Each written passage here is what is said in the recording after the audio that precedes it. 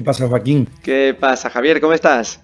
Muy bien, hoy vamos a arrancar con una entrevista relacionada con un tema que precisamente nunca hemos tocado, que es la coeducación y el acoso escolar. Vamos a hablar con el equipo de Educolandia, que es una asociación de Sevilla que centra su actividad formativa, forma a profesores y atiende a familias en esta materia. Bueno, pues creo que es parte del equipo, ¿no? Porque son bastantes más. Es parte del equipo. Vamos a entrevistar a Laura González y a Carmen Salinas. Vamos a hablar sobre lo que te comentaba. Vamos a intentar definir qué es una situación de acoso escolar, qué se puede hacer para erradicar este tipo de situaciones, y vamos a hablar también sobre coeducación, cómo debemos abarcar esta temática desde el ámbito de la enseñanza. Pues yo no me aguanto más. Quiero ir ya para adentro con Laura y con Carmen. Pues arrancamos. Ideas para profes. Ideas para profes.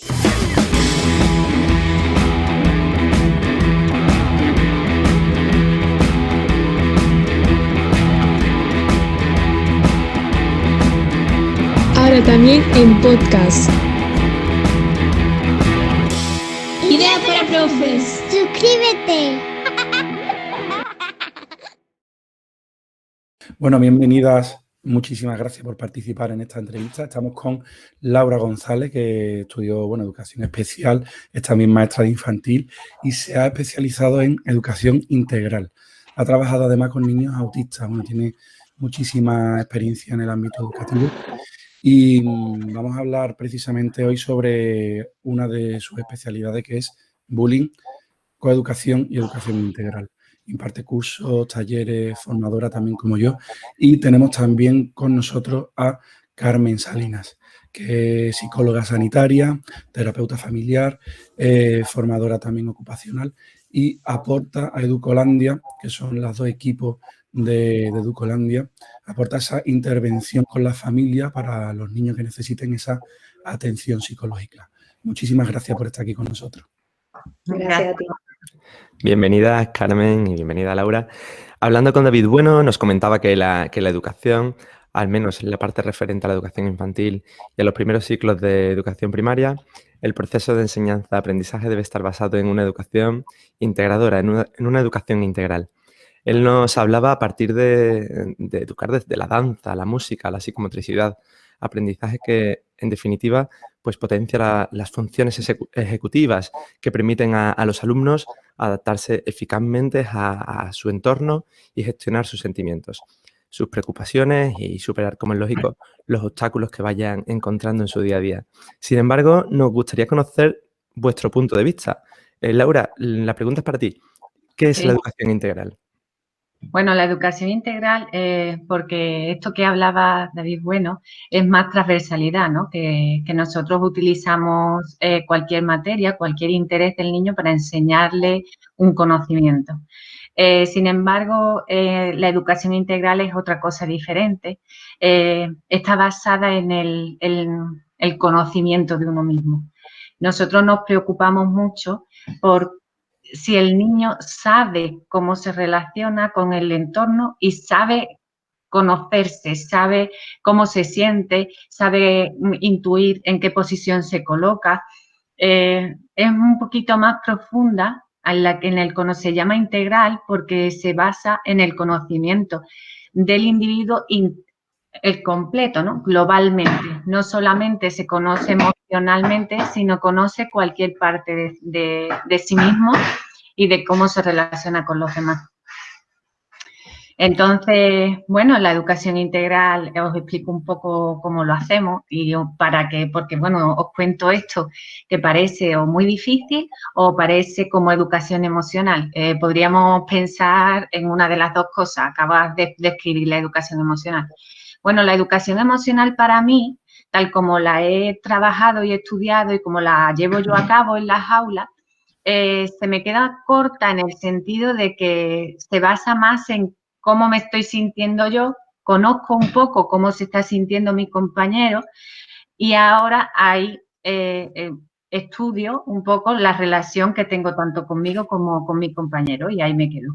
Sin embargo, la educación integral va un paso más a la profundidad de ¿Cómo me estoy sintiendo yo? Vale, uso educación emocional. ¿Cómo se está sintiendo mi compañero? Vale, y ahora os hago saltar. Ahora juego para que se den situaciones que no se están dando a lo mejor en ese momento y que tú aprendas de cómo realmente te estás comportando, serían como ejemplos de cómo te comportas en esas situaciones. Entonces, yo lo que hago es que te hago saltar, hago que eso, y la mejor forma que tengo de explicarlo es haciendo jugar. Por ejemplo, yo tengo un juego que es contar del 1 al 10. Entonces, los niños cuentan del 1 al 10 correlativamente y no pueden decir dos el mismo número. Cuando empiezan a contar del 1 al 10, los niños intentan todos decir las cosas a la vez. Entonces, ¿qué hace la educación integral? Pues dice, venga, vamos a jugar.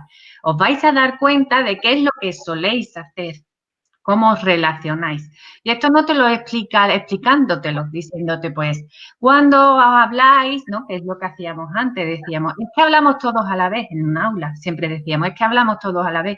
¿No os dais cuenta? Pues no, yo ni siquiera se lo digo, les digo, vamos a jugar, vamos a contar del 1 al 10. Entonces contamos del 1 al 10 y se dan cuenta de que todos dicen el 1 a la vez. Y que todos dicen, si no es el 1, es el 2, pero nos quedamos en el 1 al 2 y nos quedamos en el 2. Se trata de esto, se trata de, ellos se dan cuenta, o sea, cae, ¿no? Por su propio peso, pues se dan cuenta directamente de que es que están haciéndolo mal, que es que ellos mismos no se están escuchando. Y partimos de ahí, y ahora empezamos a jugar y lo intentamos, siempre no hay fracaso en la educación integral. Entonces, lo que pasa es que ellos mismos se dan cuenta, jugamos, y ahora ellos, la monitora que está llevando la formación les va dando como guías para que no fracasen. A ver, no nos deberíamos de callar, vamos a intentar no hablar todos a la vez, vamos a intentar escucharnos. Miramos a los ojos a los compañeros porque cuando vamos a hablar normalmente abrimos más los ojos y así consiguen el objetivo, que es contar del 1 al 10.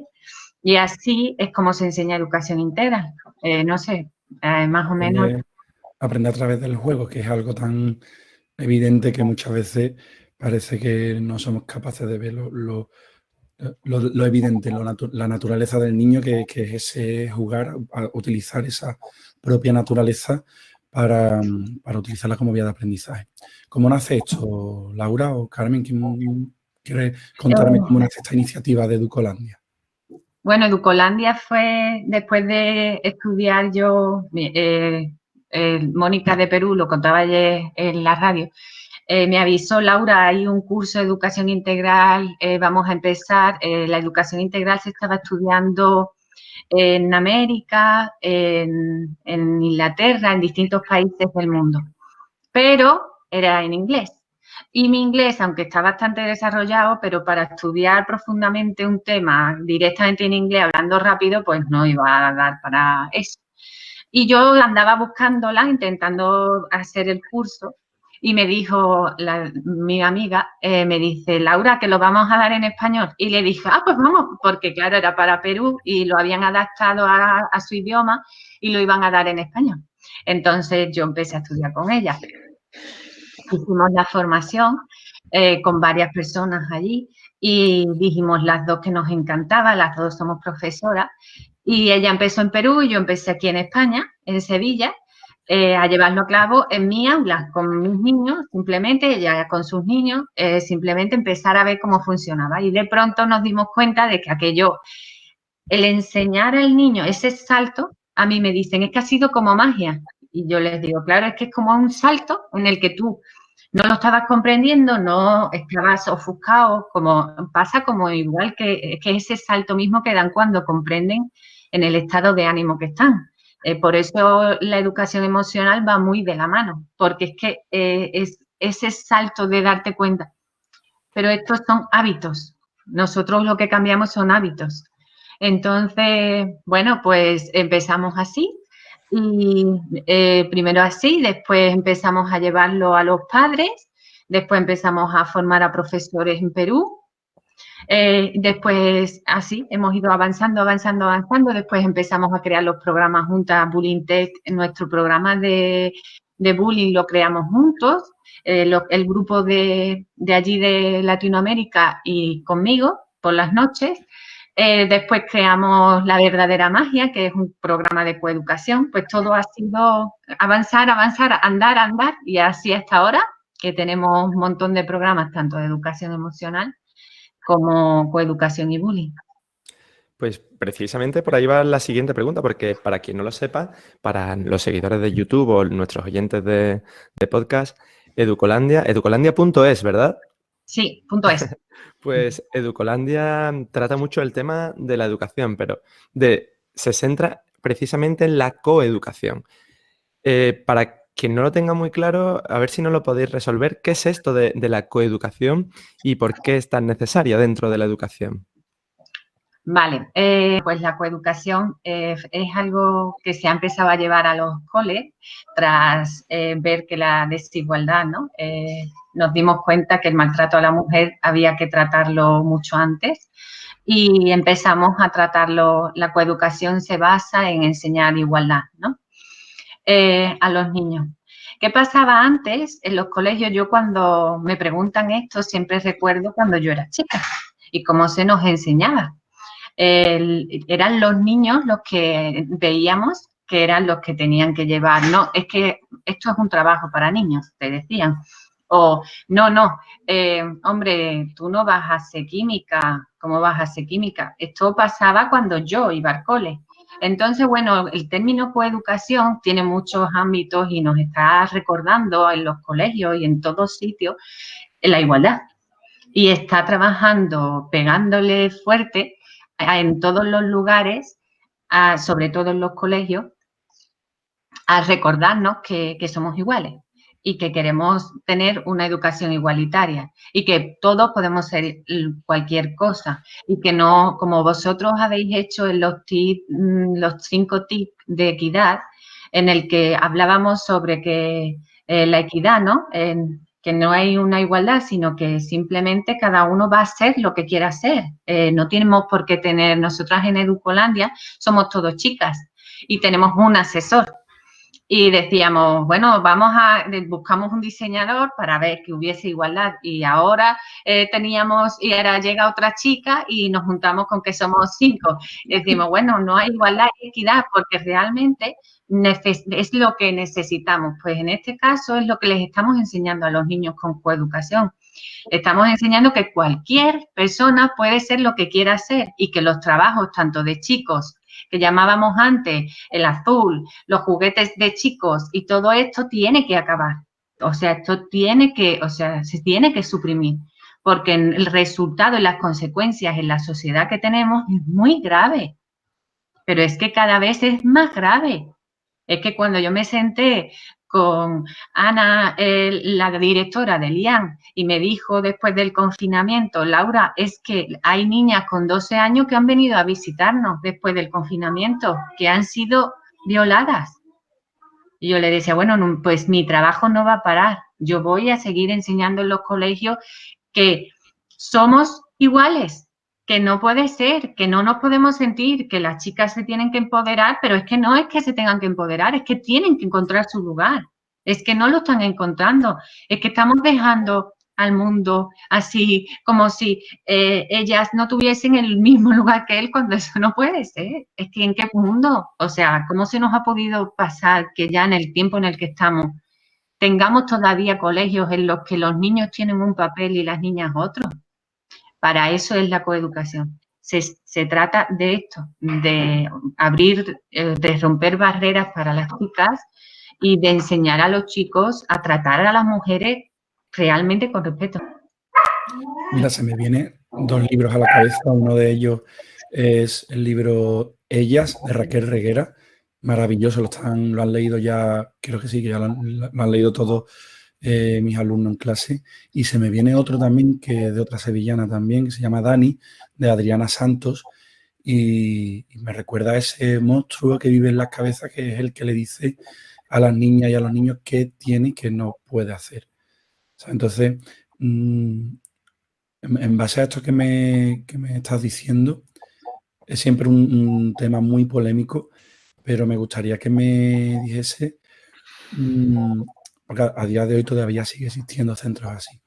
Por supuesto. ¿Qué opinión te merece la educación diferenciada? La educación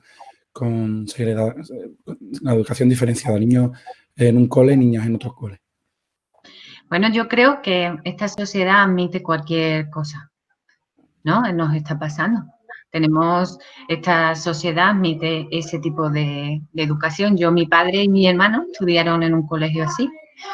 Y la camaradería, se trabajaba ese tipo de actividad en el que los amigos son muy, muy amigos y salen muy reforzados en ese sentido. A mí particularmente yo creo que tiene que haber de todo, pero me gustaría que esto evolucionase a un de todo igualitario o equitativo, en el que comprendiésemos que la sociedad está compuesta de chicos y chicas, o de niños y niñas, o de mujeres y hombres, y es lo que van a ver en el futuro cuando salgan del colegio.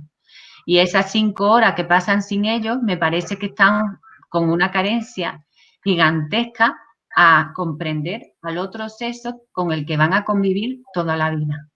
Pero dentro de esto, yo admito, y no soy política, que comprendo que se les dé esa oportunidad, pero siempre comprendiendo y entendiendo que en esos colegios tiene que haber educación para la igualdad.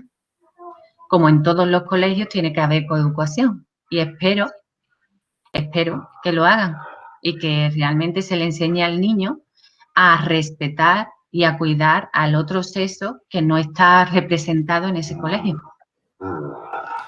Desde luego es un tema complicado y hay que tratarlo porque es lo que está diciendo, ¿no? Tenemos que educar para la igualdad, para la equidad y comprender que la diferencia, como nos decía Melero, es siempre un valor añadido y no otra cosa. Carmen, Sí. para nuestros oyentes, porque los que nos estén viendo en YouTube saben que estás ahí, pero hace ya rato que no nos dirigimos a ti, lo mismo se piensan que te has ido o algo. No, yo la parte de la educación la dejo al especialista. Yo me centro más en la psicología, Pues, porque es mi terreno. pues creo que lo mismo esta pregunta nos la podría responder perfectamente, porque queremos cambiar un poco el tercio, aunque no demasiado, y aprovechando que sois expertas en el campo del bullying, a Javier y a mí nos gustaría saber qué características tiene una situación de acoso escolar. ¿Cómo se desarrolla una situación de acoso escolar y qué perfiles se dan en una situación así?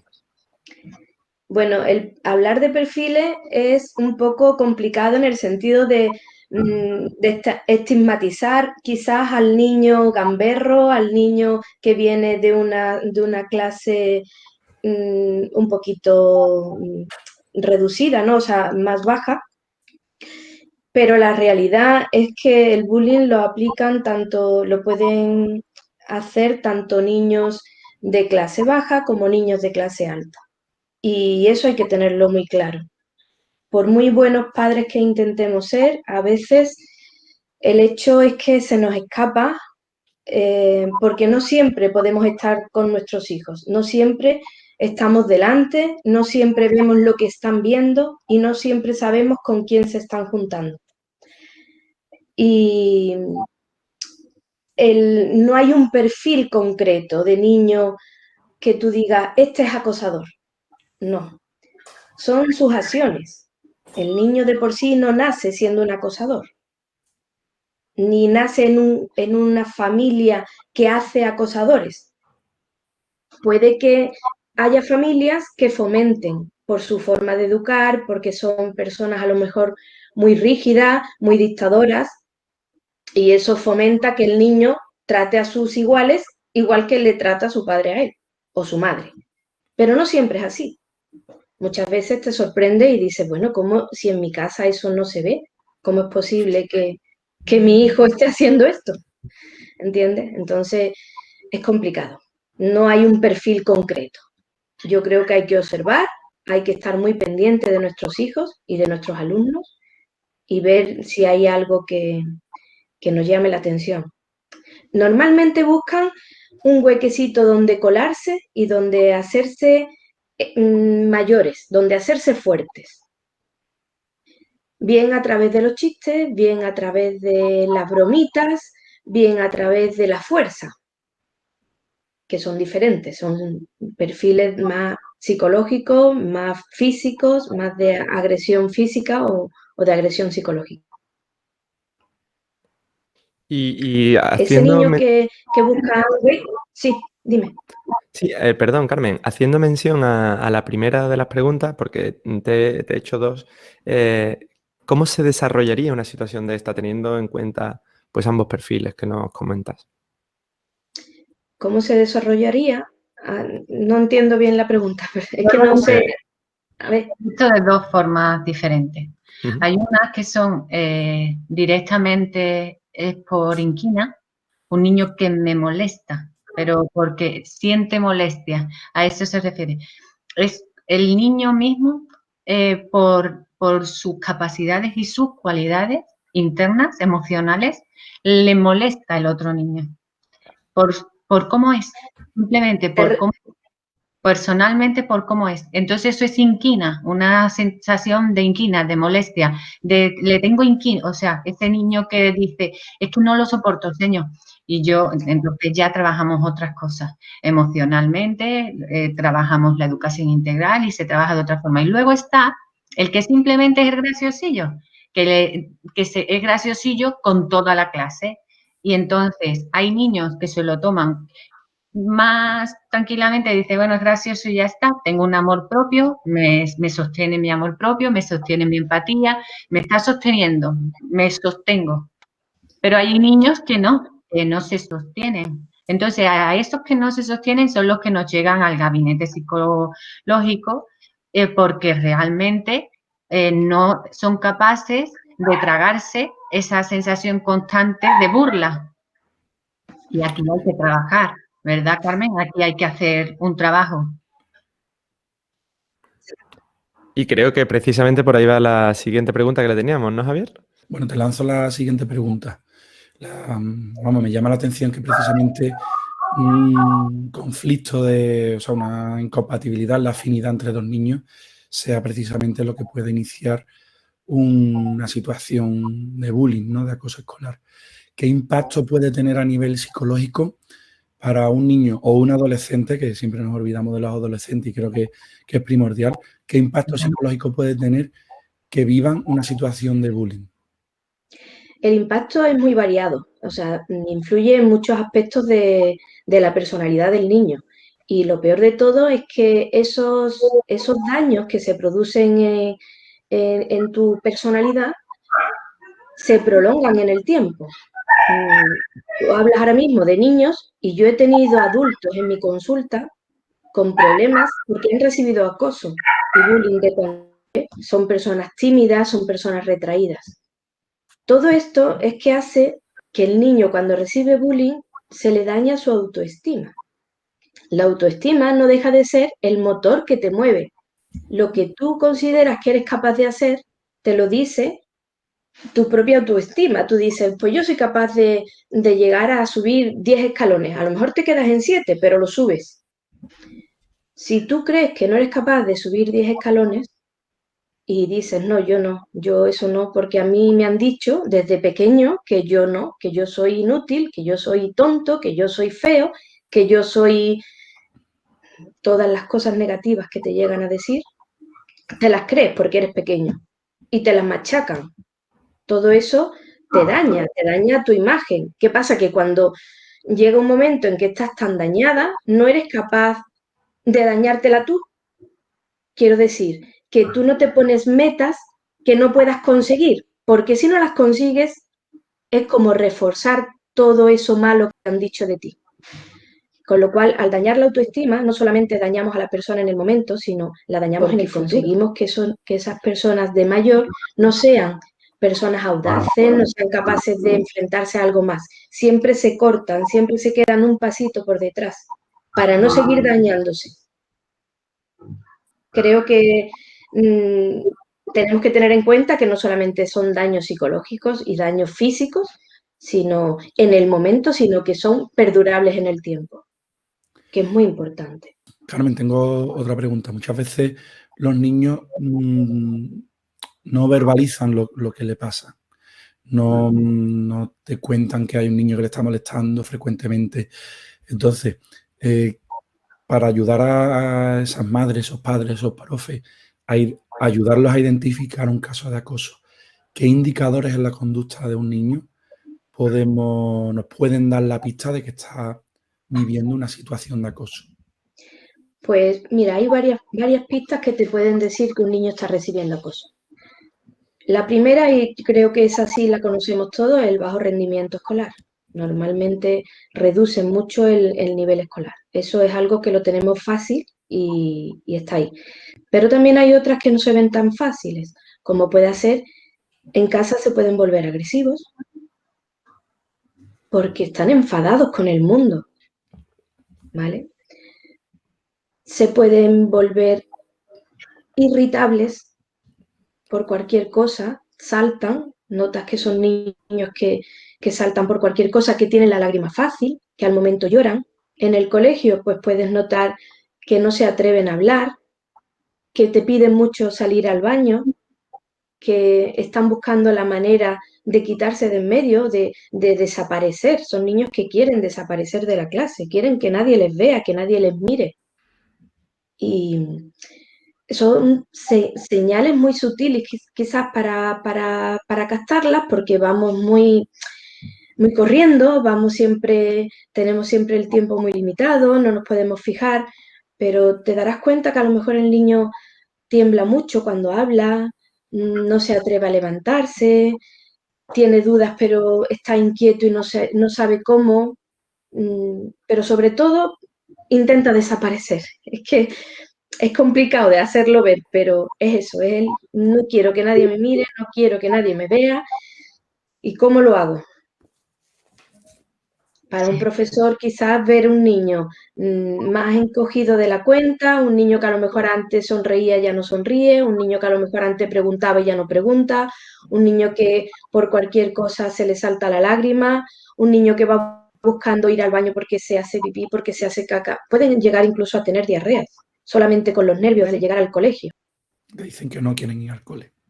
Efectivamente, les duele la barriga, empiezan a tener excusas de dolor de barriga, dolor de cabeza, que no han dormido bien, que se encuentran mal. Es una sintomatología muy general. No es nada específico porque en realidad no es nada físico, es psicológico. Claro, provocado por ese estrés que causa, Por ese estrés, lógicamente, ese miedo. la situación. Hay otra situación extraña, o por lo menos para los que hemos tenido la suerte de no haber conocido de cerca eso, pero se nos presenta la duda, porque, claro, siempre debe ser difícil como padres recibir la noticia de que tu hijo está siendo acosado, pero ¿cómo se le comunica a una familia que su hijo o su hija es la que está acosando a un compañero? Sí, bueno, hay que comunicarla siempre con mucha empatía. Eso es una palabra que quizás está muy mañida, pero la realidad es que hay que ser muy empático. Hay que ponerse en el lugar de ese padre, que va a recibir una noticia terrible muchas veces y que además hay veces que hasta le sorprende. Hay que ser sincero, está claro, no podemos olvidar cuál es nuestro fin, que es comunicar el motivo de la entrevista. Hay que ser comprensivo y hay que ser muy cercano. Quiero decir, hay que intentar buscar un aliado en el padre, un aliado que nos va a ayudar a reeducar a ese hijo.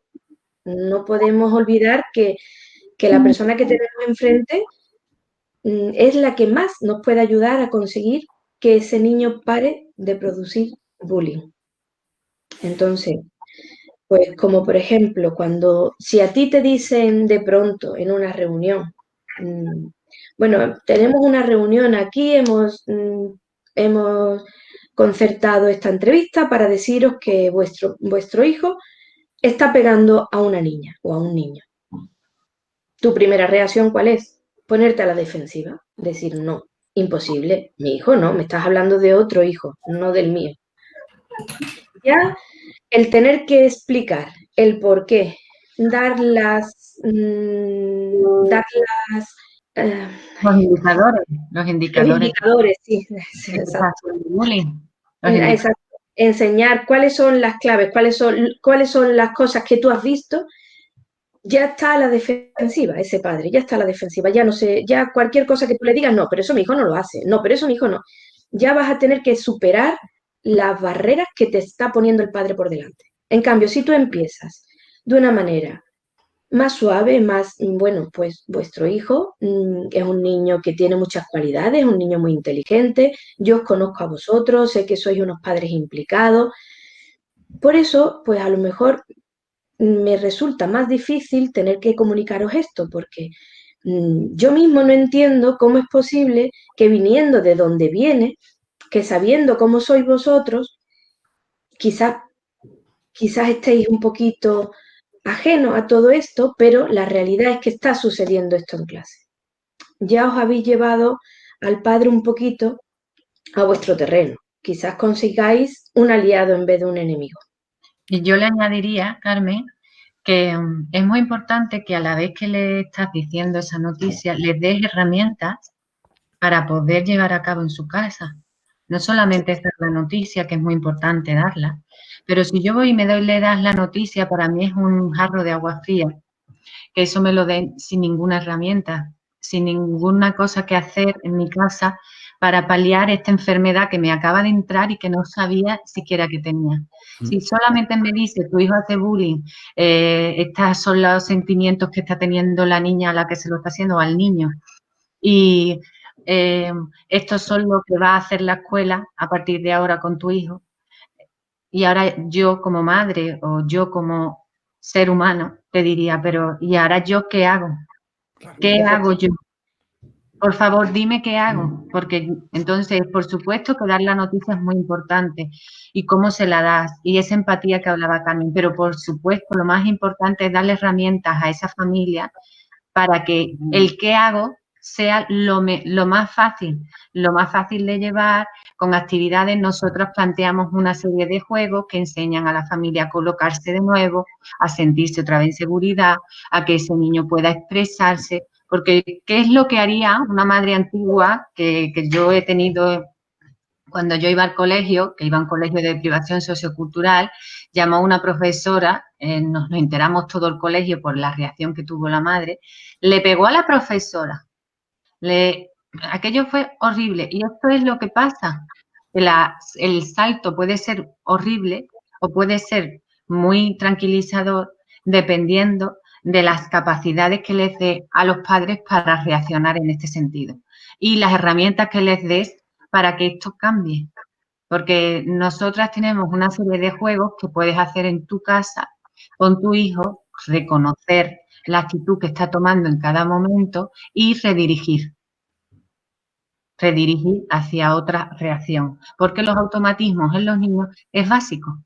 Entonces ellos están acostumbrados a saltar de la misma forma como los adultos. Y en cuanto enseñamos uno o dos automatismos diferentes, ellos, al ser niños, cambian mucho más fácil que un adulto que tiene un automatismo desde hace 30 años.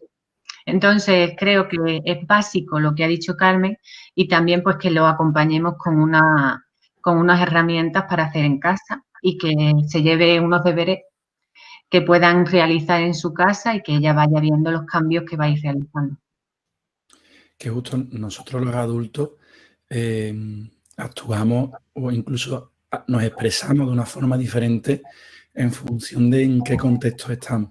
Tenemos varios registros, si estoy en el trabajo, si estoy con mi familia, con mis amigos, depende de con quién esté, hablo, me expreso y actúo de una forma distinta en cada contexto. Los niños hacen exactamente lo mismo. Actúan de una forma en casa, de una forma en el cole, de una forma cuando están en el recreo y piensan que no le están viendo los profes. Entonces, todo eso hay que tenerlo en cuenta y nos puede servir de introducción para prepararle el terreno a los padres. Y también hay que tener en cuenta que es lo que transmitimos a los padres en esa entrevista, en esa tutoría. Esa tutoría hay que prepararla muy bien. Esa entrevista tenemos que ir ya con nuestro guión preparado, como has dicho Laura, con las herramientas que vamos a aportar, con la solución que proponemos. Y así lo vamos a trabajar. Y cuando se comunica a los padres también creo que es importante no atacar al niño, sino hablar sobre la conducta que está generando ese problema. Efectivamente. Que es al menos, oye, el niño está haciendo esto, oye, está haciendo esto. Y aislar esa conducta y separarla del niño, intentar, como se dice en psicología, extinguirla, ¿no? Intentar no reforzarla, buscar que no se refuerce esa conducta y buscar la extinción de esa conducta. Separar niños de conducta es algo que suele funcionar y no sé, que es verdad que si se suelta ese jarro de agua fría y de repente esta familia se pone a la defensiva, tenemos mucho perdido. Entonces es algo que hay que preparar para que la familia se ponga de nuestro lado para resolver esta situación. Hemos hablado de bullying, hemos hablado de coeducación. Si unimos un poco estos dos temas, os pregunto, ¿se da el acoso escolar en misma medida tanto en niños como en niñas?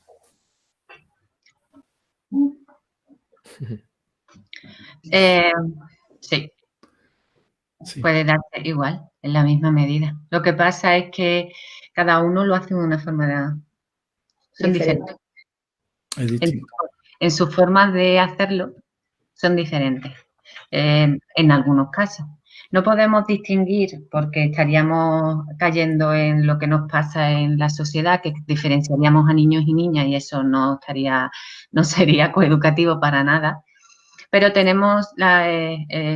está visto que lo hacemos de formas diferentes o utilizamos, habrá también, posiblemente se vea, lo que pasa que en el caso de los niños, pues llegan a una agresividad que posiblemente las niñas no alcancen, pero sí que es distinto, pero tampoco podemos diferenciar y decir, pues hay un tanto por ciento, porque entonces estaríamos cayendo en no ser igualitarios y comprender que los niños y las niñas no son iguales.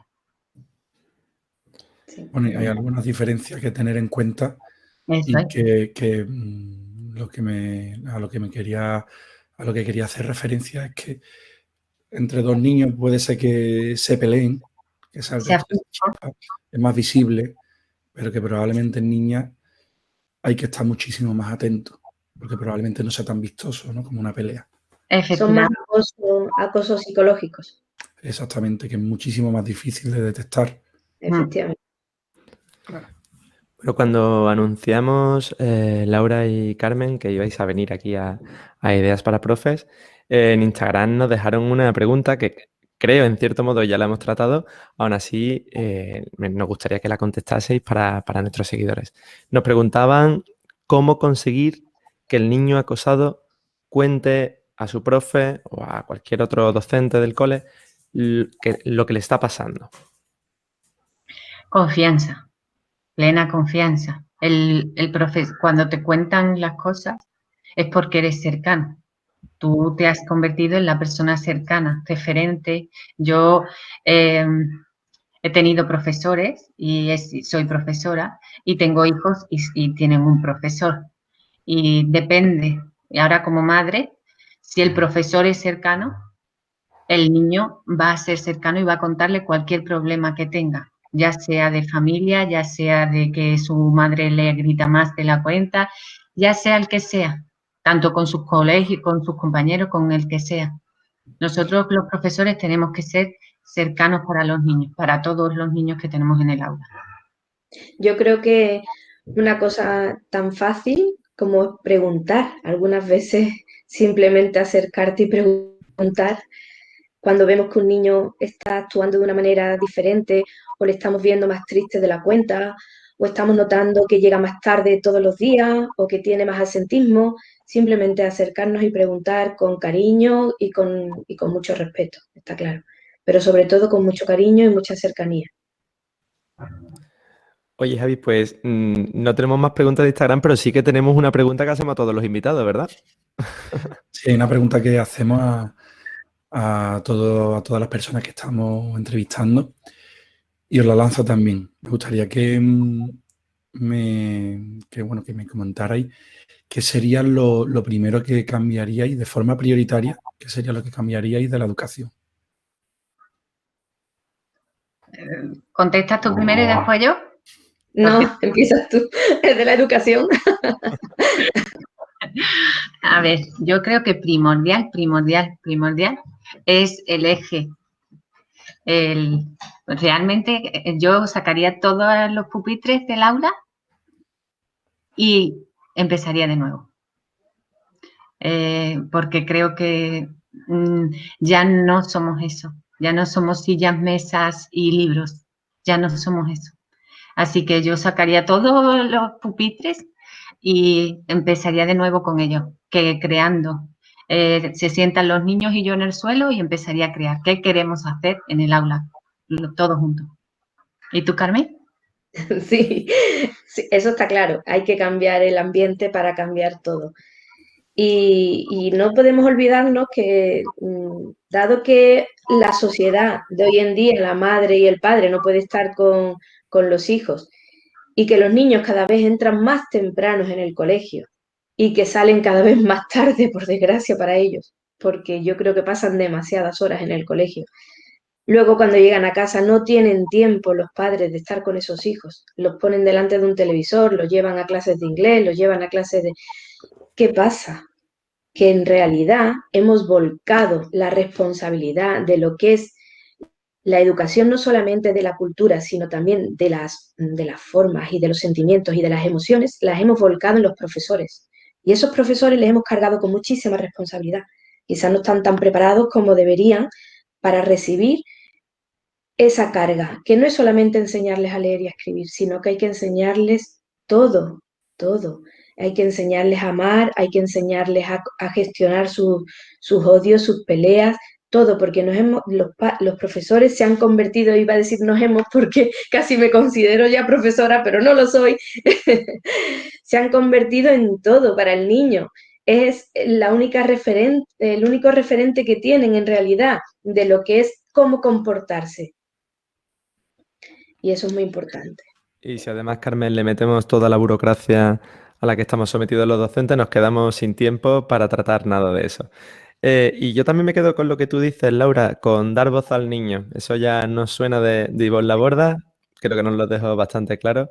Tenemos que tener una oreja verde, saber escuchar los problemas de ellos y saber solventarlos y darles una solución, lógicamente. Laura, Carmen, un placer haberos tenido hoy con nosotros en Ideas para Profes y la verdad esperamos que hayáis estado a gusto. Súper bien, muchísimas gracias por invitarnos. La verdad que un placer estar con vosotros. Igualmente, ha sido todo un placer y todo un honor compartir estos ratos con vosotros. Muchísimas gracias, Laura y Carmen. Hasta la próxima. Hasta la próxima. Hasta luego. Ideas para profes. Javi, Joaquín, ¿qué tal? entrevista cortita, bueno, cortita, un poco más corta de lo que estamos acostumbrados, pero muy potente, ¿verdad? Una entrevista llena de contenido. Y vamos a resumir esta entrevista en esos 3 puntos principales, ese núcleo del mensaje que nos queda de esta entrevista que estamos haciendo. Y el primer punto sería cuando un problema de afinidad, lo han comentado ellas, un problema de afinidad entre dos alumnos puede ser el inicio, el punto de partida de una situación de acoso escolar. El segundo punto sería la importancia de crear una relación de confianza, de apego entre los alumnos y el profesor para que tengan la libertad de contarle, pues oye, lo que les pasa si están viviendo algo desagradable. Y por último, la necesidad de incluir, como siempre, contenido de coeducación. Este tipo de contenido debería estar incluido en la formación del profesorado y en el plan de estudio de los futuros profes. ¿No, Joaquín? Se me viene, yo cito mucho a Melero, ya sabes que le tengo especial cariño, pero se me viene esa frase que él decía, ¿no? La educación debe preñarse y en este sentido debe preñarse de coeducación, debe preñarse de equidad, debe preñarse de educación emocional y con respecto al apego que tú has hablado entre alumnos y profesorado, que es muy necesario para que haya esa simbiosis y puedan contarse las cosas que van ocurriendo en el aula, en el día a día, también tiene que trabajarse la educación emocional con el alumnado y la confianza se debe trabajar también entre el propio alumnado para que no duden en contarse sus problemas, para que no duden en poner sus cartas sobre la mesa y tratar de solventar y de dar solución a sus miedos, a sus inseguridades y, bueno, a fin de cuentas, a sus necesidades. Javi, Nos vemos en la próxima entrevista, ¿no, Joaquín? Eso es, nos vemos en la próxima entrevista. Pero vamos a recordar las vías de contacto. Si quieres escribirnos a javier@ideasparaprofes.com o a joaquín@ideasparaprofes.com, y también te invito a que te suscribas al canal de YouTube y nos sigas en redes sociales. Y también te recuerdo que estamos en podcast en todas las plataformas, iVoox, Spotify, en todas. Así que nos vemos en la siguiente entrevista. Estupendo. Javi, un abrazo. Hasta luego. Hasta luego.